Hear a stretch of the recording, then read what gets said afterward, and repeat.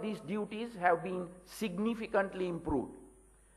11 new police stations have been established in areas where they had not been allowed to exist while the LTT dominated territory in the north and east. 789 Tamil policemen have been recruited between 2009 and 2011, and they have been trained and posted to these police stations. In 2012 alone, a further 425 have been recruited. Training in Tamil language has also been provided to additional numbers of police personnel. The restoration of democratic elections in the north and east not long after the end of the war is another act of which the government is very proud. Provincial council elections were held in the eastern province even before the humanitarian operation had ended. And local authority elections were held for the Jaffna Municipal Council and Vaunia Urban Council as early as August 2009. A presidential election and general election were both held throughout the country in 2010. The local authority elections held in island-wide last year saw free and fair elections being throughout the north and east. In the areas formerly dominated by the LTTE, people exercised their franchise without fear for the first time in 3 decades. The Tamil National Alliance emerged first in most electorates, but the main government party also came close in several of them. The fact that political plurality has returned to these areas is clear from these results of the elections. The swift restoration of democracy and the right to vote in those areas previously under LTT dominance is very significant. Further, it needs to be noted that many former militants are now playing an active role in politics. The LTT's one-time Eastern Province commander, Vinayagamurthy Muralidharan, also known as Karuna Amman, is a junior cabinet minister. A former LTT child soldier, Sivanasathurai Chandrakanthan, also known as Pillayan, is the chief minister of the Eastern Province. A number of former LTT cadres have also become chairmen of local government bodies. Their participation in the political process demonstrates the robustness of Sri Lanka's democracy.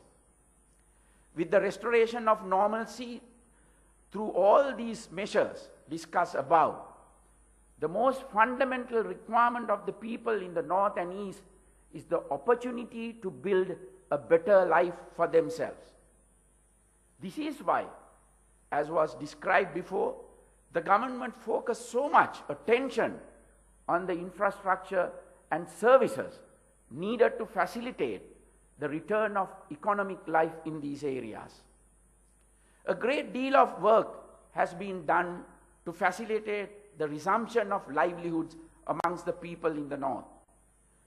Financial assistance as well as the assistance in kind has been provided to farmers, fishermen, and small business owners.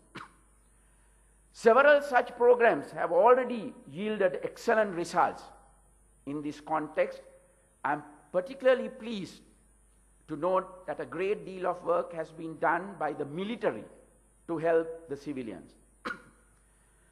The army has renovated more than 6,000 houses and constructed nearly 7,000 new permanent or semi-permanent houses for the civilians being resettled. It has constructed 19 schools, created 23 school playgrounds, and renovated more than 55 old school buildings.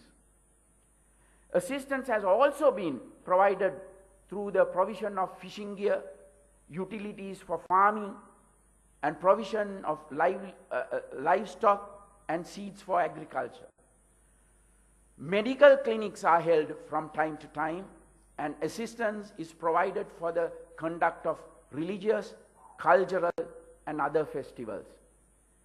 During this critical period, as the newly resettled people are finding their feet, the role played by the military in assisting the civilians has helped our armed services win their hearts and minds.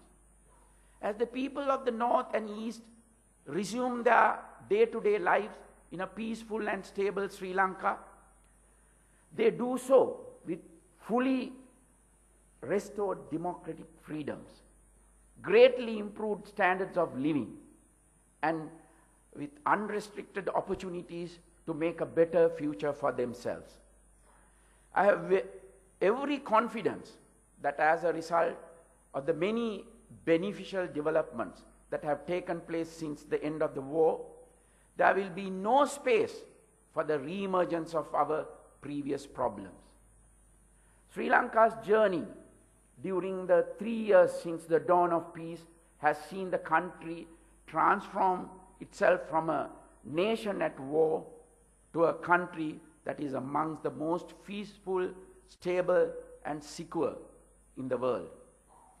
The unwavering commitment and resolve of the government to swiftly implement measures for reconstruction, resettlement, rehabilitation, reintegration, and reconciliation has laid the foundation for a prosperous future for all our citizens, irrespective of their diversity and differences.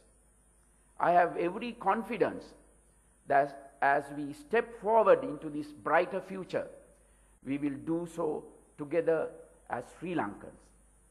That is the greatest accolade that can be paid to the success of Sri Lanka's post-conflict development. That will be our legacy for future generations. Thank you.